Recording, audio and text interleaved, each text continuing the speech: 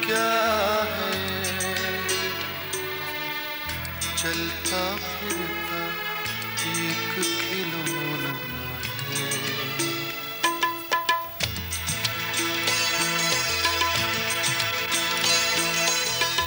जीवन क्या है,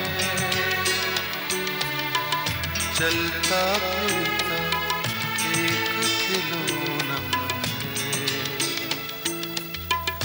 दो आँखों में एक से हंसना, एक से रोना है। जीवन क्या है, चलता फिरता एक खिलौना है।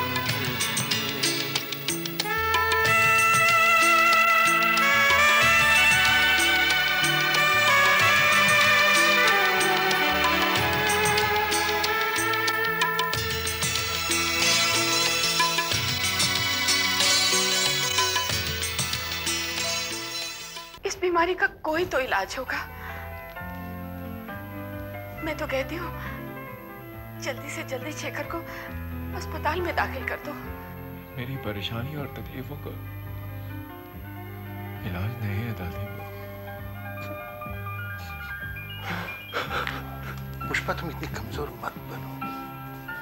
अगर तुम न संभालो तो शेखर को कौन संभालेगा? आई भी है बेटा।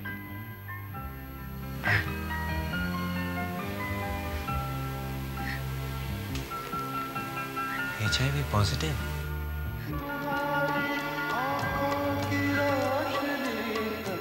है खेल सारा, ये खेल होगा।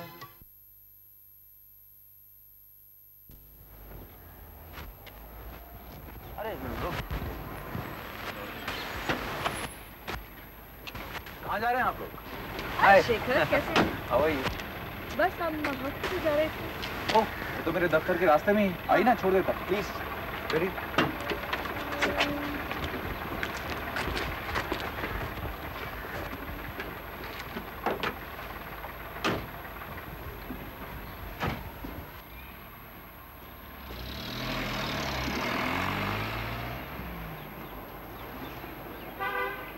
आज तुम्हारी गाड़ी का क्या हुआ Shekhar?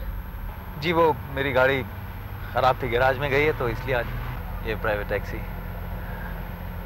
Bye the way Shekhar, this is doctor Salim. Doctor Salim, Shekhar Sehgal. Hi, just Shekhar. Nice to see you mister Shekhar. और सीमा जी, आपकी फिल्म कैसी चल रही है?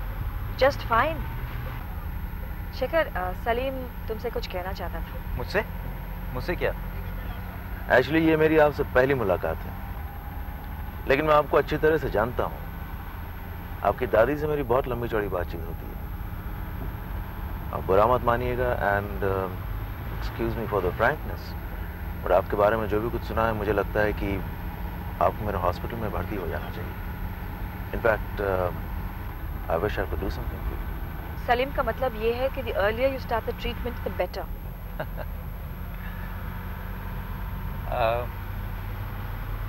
आप लोग यहीं लाइट से पहले उतरना चाहेंगे या लाइट के बाद? नहीं, हम यहीं उतरेंगे सिग्नल से पहले, क्योंकि अस्पताल यहीं है। ओके? ये लाइट के इधर ही उतार दीजिएगा।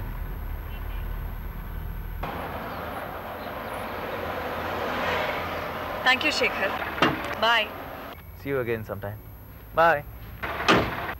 चलिए।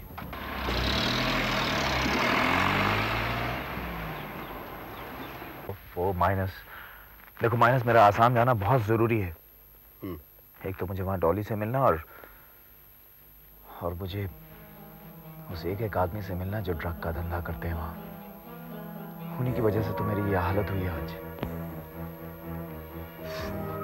But why don't you understand Shekhar साहब कि इन सब बातों से आपको क्या मिलेगा? क्या मिलेगा? सुकून मिलेगा मुझे, शांति मिलेगी मुझे। एक एक को चुन के निकालूंगा मैं। वही है मेरी बर्बादी के जिम्मेदार, छोड़ूंगा नहीं मैं समझ सकता हूँ शेखर साहब, जो आपके दिल पे गुजर रही है मैं समझ सकता हूँ, लेकिन ये आपका दुख दर्द में बांट भी तो नहीं सकता। शेखर साहब, आपसे एक मेरी प्रार्थना है, बल्कि दादी माँ की तो ये ख्वाहिश है कि आप डॉक्टर सलीम के अस्पताल में दाखिल हो जाएं। देखिए, सेहत है तो सब कुछ है, सेहत नहीं है तो कुछ नहीं है शेखर साहब। जान है तो जहान है, नहीं तो कुछ नहीं है शेखर साहब। अब इस सब से क्या फायदा माइनस? अब ये अनजाना सफर बस बेमाने सा है।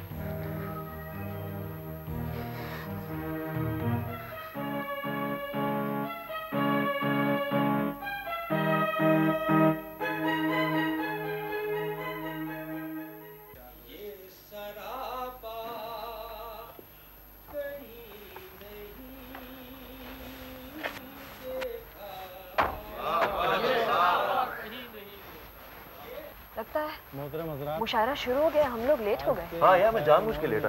क्यों? वो मैं नहीं चाहता कि दिल साहब हमें देखें। हम चुपके से पीछे के रूम में बैठ जाएं। क्यों? बल्कि वो तो खुश होंगे हम लोगों को देखकर। अगर हमें देख लें तो शायद might feel embarrassed or something. Anyway, चलो तो सही। You're right. मतलब अर्ज है, आप चाहेंगे अगर चाहने वालों की तरह, आप चाहेंगे अगर चाहने वालों की तरह, हम संवर जाएंगे बिखरे हुए बालों की तरह। आप चाहेंगे अगर चाहने वालों की तरह, हम संवर जाएंगे बिखरे हुए बालों की तरह।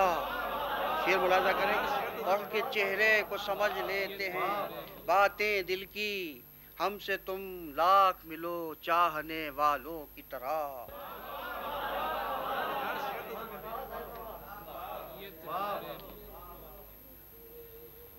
हजरात, आज के इस मुशायरे में मशहूर शायर जनाब दिलफेंक लखनवी साहब भी तशरीफ़ लाए हैं।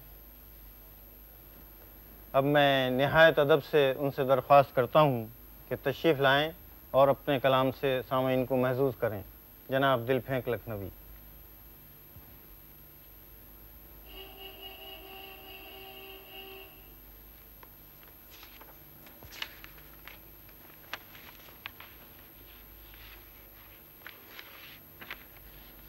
गुंचे दिल पे कोई हर्फ तमन्ना लिखूं, कुछ बता ए दिले मायूस मगर क्या लिखूं।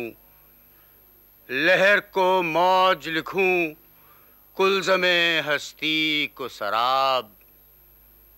कौल गालिब है कि कतरे को भी दरिया लिखूं। रगे एहसास में जब जहर के निश्तर उतरें, रगे एहसास में जब जहर के निश्तर उतरें, कैसे मुमकिन है कि कातिल को मसीहा लिखूं। सामने नजरों के है। डिस्गस्टिंग। तुमने देखा हम लोगों का रवैया दिल साहब की तरह, जैसे गोया कोई कोड़ी हो वो। I know, Salim. And poets are supposed to be sensitive people. इस शेर के साथ कसूर उनका नहीं है शायद, कसूर हमारा है, पूरे समाज का। चीजों को लेकर के अजीब धारणाएं बन जाती है। अब इस कमबख्त एज को ले लो। You know, जो तुमने कहा बहुत ही इम्पोर्टेंट है।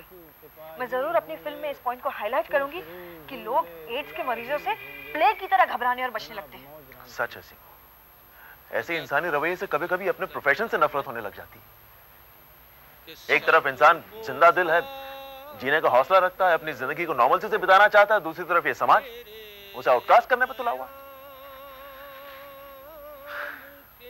Let's go. पता नहीं कब सुधरेगा ये सब। मेरे बयान के सब मुखालिफ मेरे बयान के हैं। यही लम्हे तो इम्तिहान के हैं। यही लम्हे तो इम्तिहान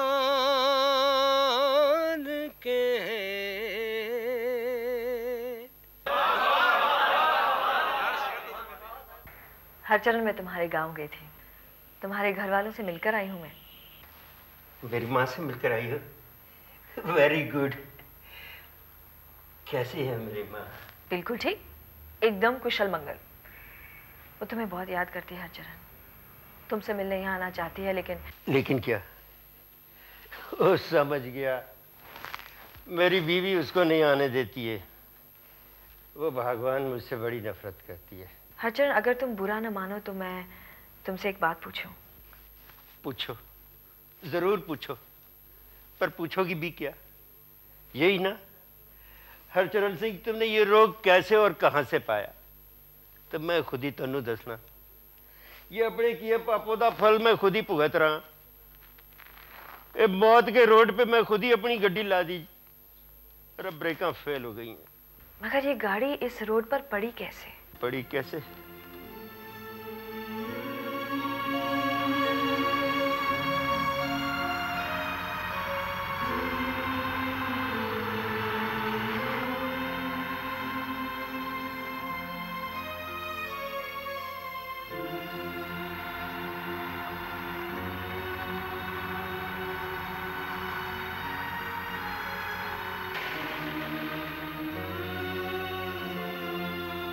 जी हाय साहब, रोटी दिलाएं साहब। रोटी पोटी पीछे, पहले नमकीन निकालो। अच्छा जी, किसी को भेज के देसी बनाएगा? नहीं, हमारे पास आज इंग्लिश है, इंग्लिश ही पियेंगे।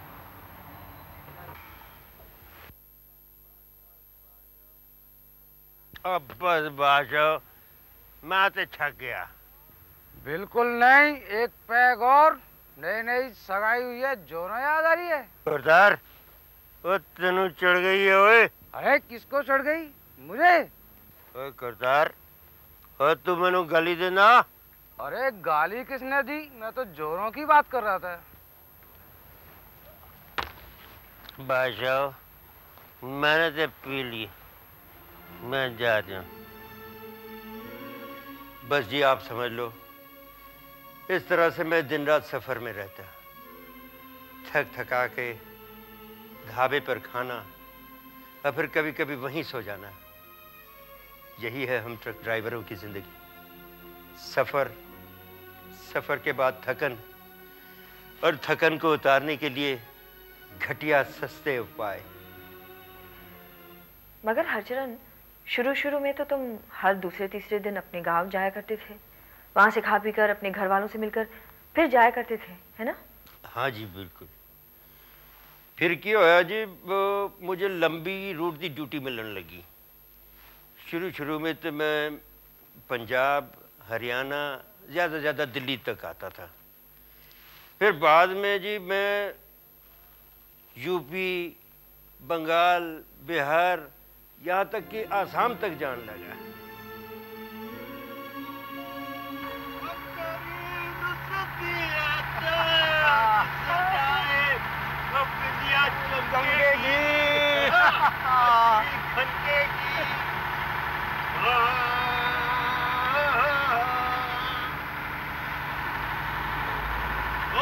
मना हुआ तू दीवाना, जुर्म तेरे साथ हुआ मैंने मना। वाह गुरु वाह। आज से शायद 8-10 साल पहले की बात है मैडम जी। मैं दिल्ली से एक पार्टी का माल लेकर कलकत्ता जा रहा था। तीसरे दिन मुझे माल पहुंचाना था। मैं था और मेरे साथ मेरा हेल्पर अमीर लाल।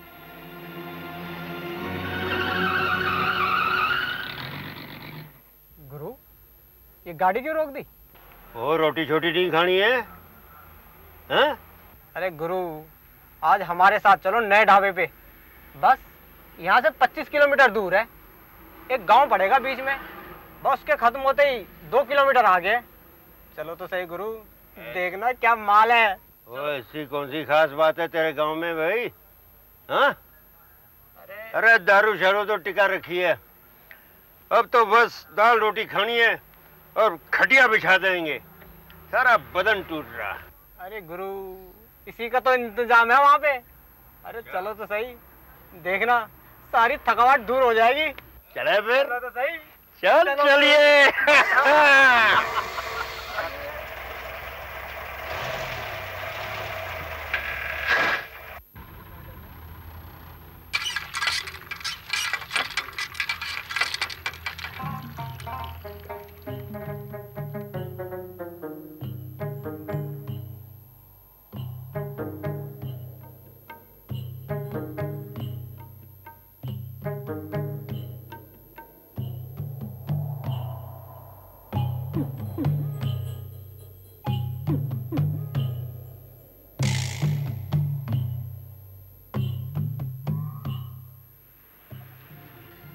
बस जी आप ये समझ लो, उस दिन पहली बार मेरी सोच समझ के दरवाजे हमेशा के लिए बंद हो गए। मेरी बीवी ठीक ही कहती थी कि उस दिन के बाद मैं कूड़े के ढेर में धंसता ही गया।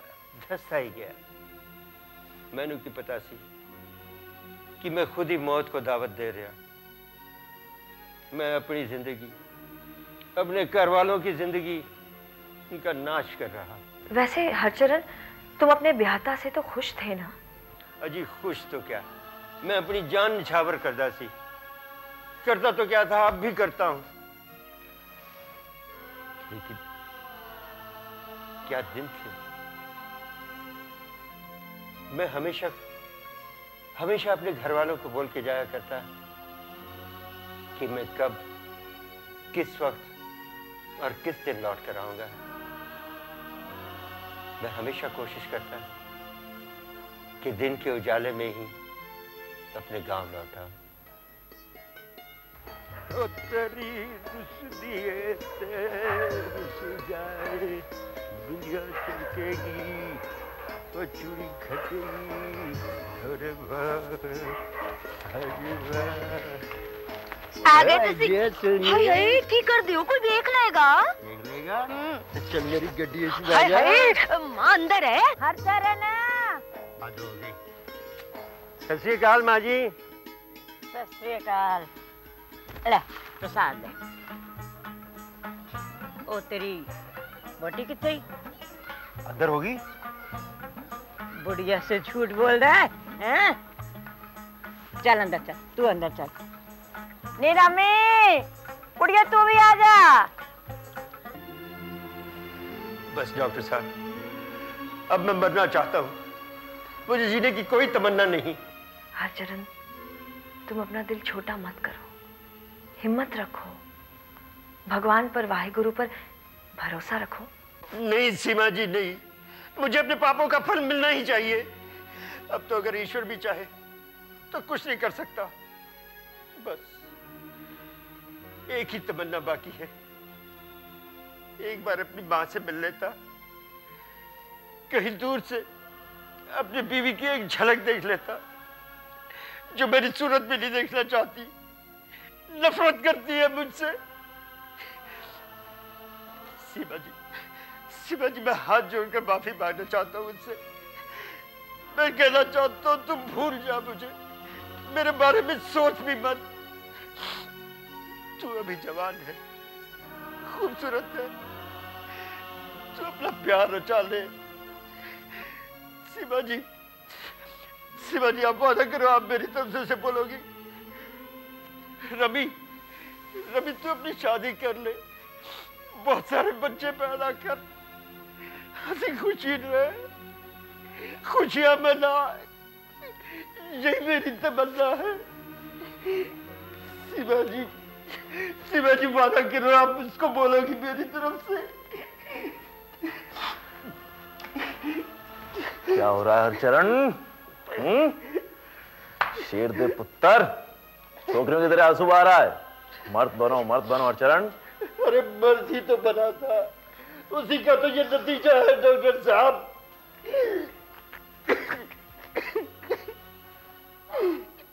जी हाँ सीमा मेम साहब, दोनों एक्सट्रीम के रवैये हो सकते हैं संबंधों के, एड्स के मरीजों को लेकर। ये इंसान भी बहुत अजीब चीज है। एक तरफ देखो हरचरण है, जिसको अपने किए पर पछतावा है और अपनी बीवी की जिंदगी बर्बाद करने के जुर्म का इल्जाम कबूल करता है, और वो चाहता है कि उसकी बीवी नए सिरे से अपना घर बसा ले, और दूसरी तरफ उसकी बीवी उसका मुंह देखने के लिए तैयार नहीं। या अरे मैं तो हैरान रह गया जब मुझे डॉक्टर पारिक ने अपने पिछले साल के एक HIV पॉजिटिव मरीज की केस हिस्ट्री सुनाई। अब जब तुम कॉन्फ्रेंस के लिए बंबई गए थे। या जानती हो सीमा, बिल्कुल हर चरण की तरह एक नौजवान आदमी उनके पास ट्रीटमेंट के लिए आया और टर्मिनल केस था।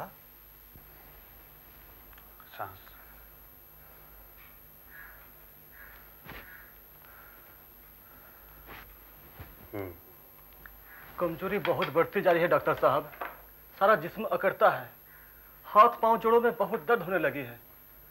देखो मैं दवा बदल रहा हूं, तुम्हें भूख तो लगती है ना,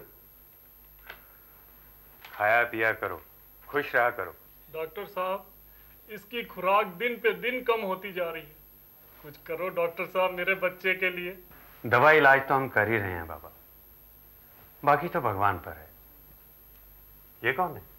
ये अभागिन इसकी पत्नी है, अभी पिछले साल ही इसका गौना हुआ है। ओ, आप लोग चलें।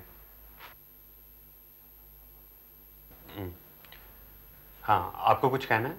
हाँ डॉक्टर साहब, हिम्मत नहीं होती, बात ही कुछ ऐसी है डॉक्टर साहब। मैं समझता हूँ, तुम कहो। वो डॉक्टर साहब, सुरेश मेरा इकलौता पुत्र है, अभी पिछले साल ही इसकी शादी हुई थी। इसकी माँ कह रही थी बहू की बड़ी इच्छा है कि इन दोनों का एक संतान हो जाए। क्या संतान? तुम जानते हो कि तुम क्या कह रहे हो? तुम जानते हो तुम्हारे बेटे को क्या रोग है जिसका कोई इलाज नहीं है, और ऐसे में बच्चा? जी डॉक्टर साहब, मैं जानता हूँ मेरा सुरेश ज्यादा दिन नहीं जिएगा। पूरा परिवार जानता है कि बच्चा होने में इस बात का खतरा है कि वो इन कीटाणुओं को लेके पैदा हो। इसीलिए ये संभव नहीं कि बच्चा पैदा हो, और वो भी मरीज की इस हालत में। तुम जानते हो कि माँ या बाप दोनों में से किसी को भी ये रोग हो तो 10 में से 7 या 8 हिस्से ये डर बना रहता है कि आने वाला बच्चा भी इस रोग के कीटाणु लेकर पैदा होगा। मगर डॉक्टर साहब, 2 हिस्सा यह भी तो संभव है कि बच्चा ठीक ठाक हो। डॉक्टर साहब, सुरेश की पत्नी की बड़ी इच्छा है कि सुरेश जाने से पहले उसकी गोद हरी कर जाता। अच्छा तुम चलो। फिर जानती हो क्या हुआ? क्या? कितना मुश्किल हो जाता है कभी कभी डॉक्टर्स के लिए फैसला लेना। ये सारे मेडिकल एफर्ट्स और reasoning, professionalism and so called expertise सब धरा का धरा रह जाता है। Salim, we'll discuss that later. पहले मुझे ये बताओ कि हुआ क्या? डॉक्टर पारिक ने उस आदमी को 15 दिन की छुट्टी दे दी। उसके बाद जब वो वापस लौटा तो उसकी हालत बहुत खराब थी। Within 10 days he expired. और फिर? रिलैक्स, यही तो असली बात है। उसके मर जाने के ठीक 9 महीने बाद वो बूढ़ा एक मिठाई का डब्बा लेकर डॉक्टर पारिक के पास आया। हुआ वो दादा बन चुके थे। You mean Suresh's wife gave birth to a normal child? Exactly.